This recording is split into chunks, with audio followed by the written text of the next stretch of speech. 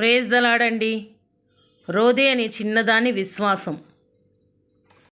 హేరోదు రాజు సంగపు వారిలో కొందరిని బాధ పెట్టుటకు బలత్కారంగా పట్టుకొని యాకోబును ఖడ్గంతో చంపిస్తాడు. ఇది యూదులకు ఇష్టమైన కార్యమని తెలుసుకొని పేతురును కూడా పట్టుకొని చెరసాలలో వేస్తాడు. సంఘమైతే పేతురు క్షేమంగా బయటికి రావాలని అత్యాసక్తితో అతని కొరకు ప్రార్థన చేస్తుంటారు. దూత పేతుర్ని చెరసాలలో నుంచి బయటికి తీసుకుని వస్తుంది.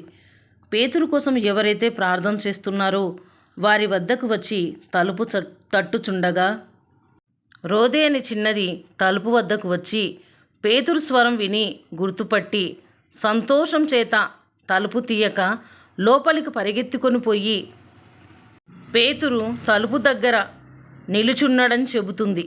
అందుకు వారు పిచ్చిదానం అంటారామెని. అయితే తాను చెప్పినదే నిజమని ఆమె దృఢంగా చెప్పినప్పుడు వారు దూత అన్రి.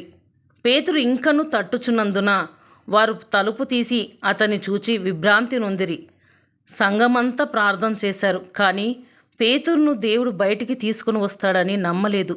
వారితో పాటు రోదేని చిన్నది కూడా ప్రార్థన చేసింది, కానీ ఆ చిన్నది దేవుడి మీద విశ్వాసం ఉంచింది. ఆ చిన్నదాని విశ్వాసం వలన దేవుడు తన దూతను పంపి పేతురును చెరసాల నుంచి బయటకు తీసుకొని వస్తాడు.